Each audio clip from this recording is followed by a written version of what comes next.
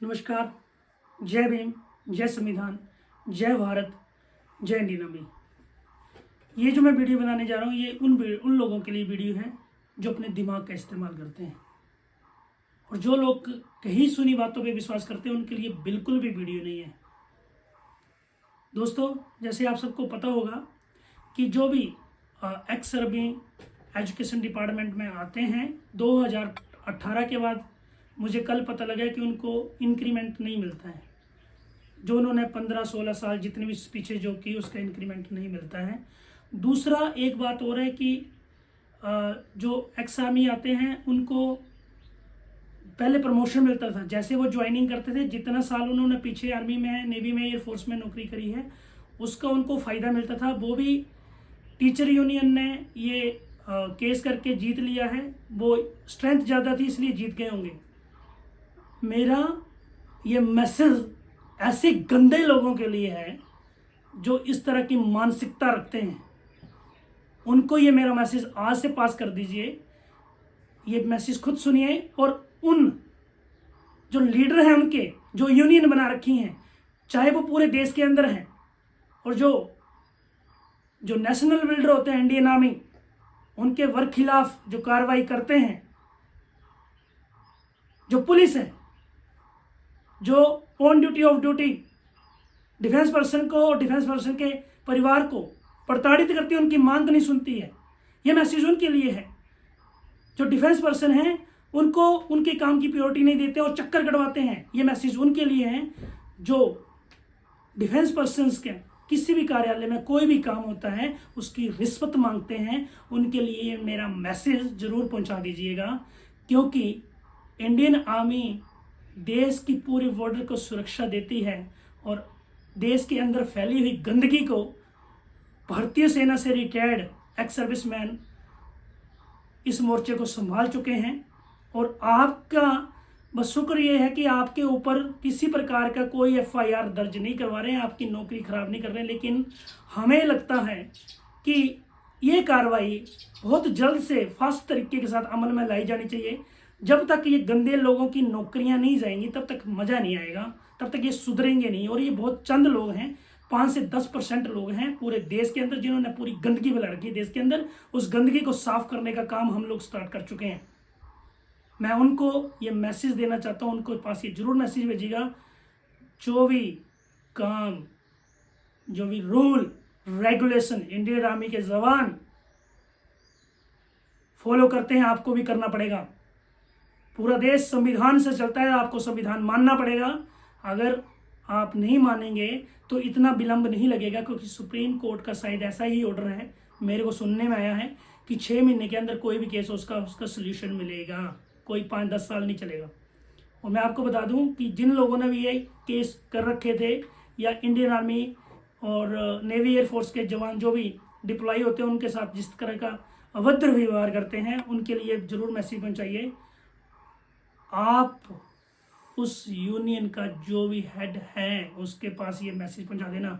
सभी यूनियन के लोग इंडियन आर्मी से प्यार करने वाले होंगे।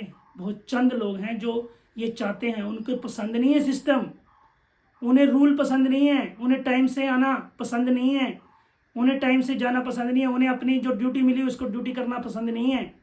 एक आर्मी नेवी एयरफोर्स का जवान 24 आवर ड्यूटी करता है, और आप लोगों को स्कूल या ऑफिस में 6 से 8 घंटे मिलते हैं, और 6 से 8 घंटे भी आप काम चोर की तरह ड्यूटी कर रहे हैं। ये आर्मी के जवानों को बिल्कुल पसंद नहीं है। ये आपको करना पड़ेगा, नहीं करना पड़ेगा तो हमें प्रूफ करने की ज़रूरत नहीं है। आज के समय में हर जगह मोबाइल फ़ोन है, वीडियो बनाएंगे, आगे शेयर करेंगे, और ऑफिसर की मजाल नहीं है जो आपके ऊपर एक्शन ना ले। ऑफिसर गलत नहीं है, जो अफसर गलत होगा उसके ऊपर भी कानूनी कार्रवाई की जाएगी। मंत्री गलत नहीं है, लेकिन कोई मंत्री भी गलत होगा उसके ऊपर भी ऐसा लॉ बना के लेके आएंगे, हम लोग बनाएंगे ये लॉ, 100% बनाएंगे। और जो भी 2 पार्टियां पूरे भारतवर्ष में एक्टिव रहती हैं, कांग्रेस और बीजेपी, दोनों के नेताओं तक ये मैसेज पहुंचा दीजिएगा। अगर आप लोगों ने भ्रष्ट गद्दार देश के लोगों का साथ दिया तो आपके ऊपर भी जो कानूनी प्रक्रिया वो अमल में लाई जाएगी। आज तक नहीं हुआ है, आप लोग न्यूज़ में देखते रहते होंगे, डेली अपडेट होते होंगे कि इस कंट्री में पूर्व राष्ट्रपति के साथ इतने साल की सजा होगी, प्रधानमंत्री के साथ इतने साल की, सांसद के साथ इतने साल की। तो भारतवर्ष में भी ये कानून बनाया जाएगा, जो गलत होगा उसको गलत ही कहा जाएगा, सही नहीं कहा जाएगा किसी भी कीमत पर। और ये जो करप्शन मैंने महसूस कर रहा हूं, ये करप्शन सी और डी ग्रेड में है। A B C D grade होता है ना, ग्रेड 1, ग्रेड 2, ग्रेड 3, ग्रेड 4। तो ये सी और डी तीसरे और चौथे ग्रेड में सबसे ज्यादा है। और सेकंड ग्रेड अपने आप समझ जाएगा जब नीचे से गाज गिरेगी। और सेकंड ग्रेड वाला भी कोई ऐसा होगा तो उसके ऊपर कानूनी कार्रवाई की जाएगी। और फर्स्ट ग्रेड वाला भी होगा तो उसके ऊपर कानूनी प्रक्रिया अमल में लाई जाएगी।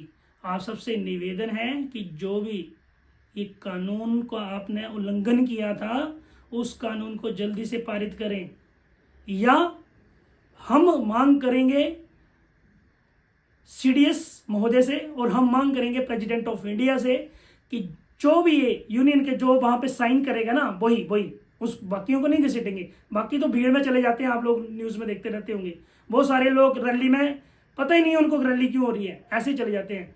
तो उनसे रिटर्न में लेके लेंगे और उसके बाद वो 5 से 10 साल पहले इंडियन इन्फेंट्री आर्मी में जॉब करके आएंगे। जो इन्फेंट्री बटालियन में 5 से 10 साल मांग रखेंगे अभी हम। 5 से 10 साल पहले वो वहां पे हाई अल्टीट्यूड ग्लेशियर जैसी जगह पे 5 साल नौकरी करके आएंगे। मैं आपको बता दूं, इंडियन आर्मी, नेवी, एयरफोर्स के जो जवान हैं वो अपनी पूरी छुट्टी नहीं काट पाते। 56 दिन उनको पूरे साल में मिलता है। जो संडे होते हैं ना, काउंट कर लीजिएगा, और ट्रैवलिंग का होता है बाकी, तो उनको वो पूरी छुट्टी नहीं काट पाते। कैजुअल लीव वो काट नहीं पाते। उसके बाद उसके फादर की डेथ होती है, बहुत सारे लोग पहुंच नहीं पाते। मदर की डेथ होती है, पहुंच नहीं पाते। उसके भाई बहन, किसी चाचा ताए की डेथ होती है, वो पहुंच नहीं पाते। उसके बाद अपनी भाई बहन की शादी में नहीं पहुंच पाते। अपने बच्चों का बर्थडे होता है, अपनी वाइफ का बर्थडे होता है, अपनी मैरिज एनिवर्सरी होती है, पहुंच नहीं पाते। उसके बावजूद भी 24 आवर्स वो बड़ी ईमानदारी के साथ, निष्ठा के साथ ड्यूटी कर रहे हैं। और आप लोग 6 घंटे ड्यूटी करने के बाद सारे एंजॉय करते हो, जो भी एंजॉय बनते हैं। और उसके बाद आप जो बोलना चाहते हैं वो बोलते हैं, उसके बाद आप जो करना चाहते हैं वो करते हैं। तो ये बिल्कुल भी मुमकिन नहीं होगा। और ये जो अग्निवीर योजना लेके आई है हमारे देश के अंदर, बहुत अच्छी योजना है। मैं तो चाहता हूँ 5 साल की जगह 10 साल हो।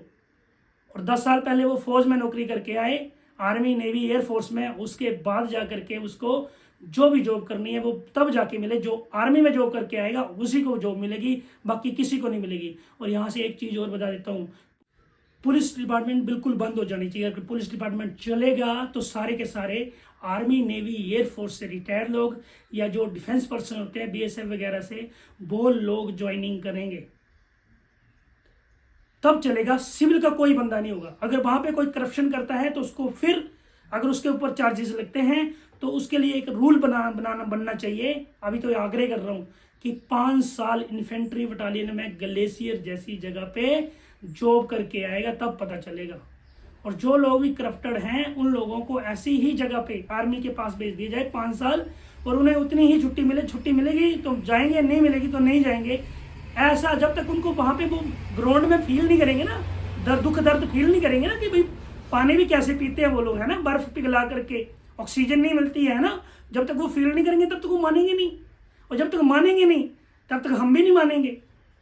अरे भाई साहब, जहाँ इंडियन आर्मी बॉर्डर लाइन लगा देती है ना, वही उसकी जगह होती है। तो आप लोगों ने क्या किया, उनकी जमीनों पे कब्जा कर लिया। वो आर्मी में थे और तुमने जमीनों पे कब्जा करके घर बना लिए उनकी। और उसके बाद जिन आर्मी वालों लोगों के दादा परदादा कहीं फॉरेस्ट लाइन में या डीसी लाइन में रह रहे हैं, उनके ऊपर आप एप्लीकेशन लिख के भेज रहे हैं कि उन्होंने कब्जा कर रखा। भाई साहब, पाकिस्तान से नहीं आए हम, चाइना से नहीं आए, आईएसआई के एजेंट नहीं है। अगर ऐसा है तो भगत सिंह की तरफ फांसी लगा देना, गोली मत मारना हमें बीच चौराहे पे, सबके सामने चौराहे पे। भाई साहब, ये ऐसा बंदा था, ऐसा कर देना, सूली लटका दो हमें। अगर हम लोग पाकिस्तान से आए हैं, चाइना से आए हैं, या आईएसआई के एजेंट है, या किसी दूसरी कंट्री से आए हुए हैं, और हम अपने देश से हैं, अपने भारत देश के रहने वाले हैं, हम भारत देश के मूल निवासी हैं। और जो इन्होंने ब्राह्मणवादी विचारधारा, जिन्होंने ऊंच नीच का जो ढोंग रचाया हुआ है, तुम नीच तुम वैसे, उनके लिए समानता का अधिकार पढ़ना और पढ़ाना बड़ा जरूरी है। भाई साहब, सिंपल तरीके में पढ़ाता हूँ समानता का अधिकार। मेरी 2 आंखें, आपकी 2, मेरे 2 हाथ, आपके, मेरे 2 पैर, आपके, मेरी नाक की कितने 2 प्रकार के ओंठ, 2 प्रकार के, 2 दांत, 2, हर चीज 2 बनाई हुई है, तीसरी कोई चीज नहीं बनाई हुई है। मम्मी पापा 2 ही होते हैं, तीसरा तो नहीं होता। चाचा चाची, मामा मामी, दादा दादी, भाई बहन, आसमान जमीन, है ना। और इक्वल क्या है? सूरज, चंद्रमा, टाइम। अगर भगवान ने सबको इक्वल बनाया है तो ये जातिगत भेदभाव और धर्म के आधार पर भेदभाव करने वाले लोगों भी थोड़ा होशियार हो जाइएगा।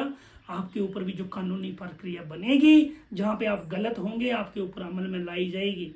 संविधान के साथ देश चलेगा, धर्म के आधार पर देश नहीं चलेगा।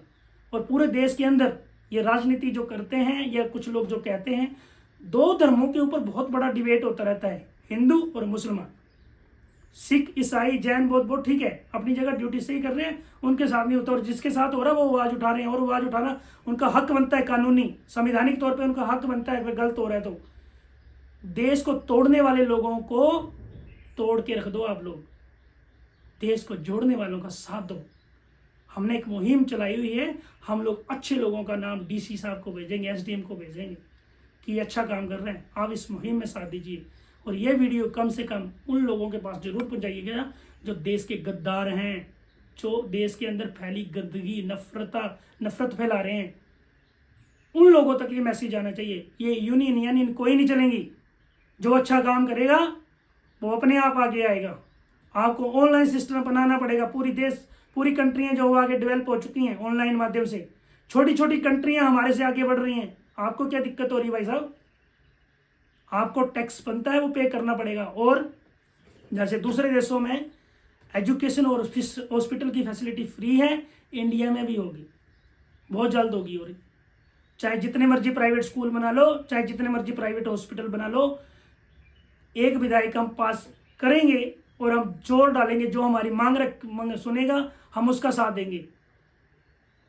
हर जगह एक देश भारत है ना, एक देश इंडिया या भारत, संविधान पढ़ा होगा आपने, तो उसके बाद एक रेट, एक हॉस्पिटल, एक एजुकेशन ही चलेगी।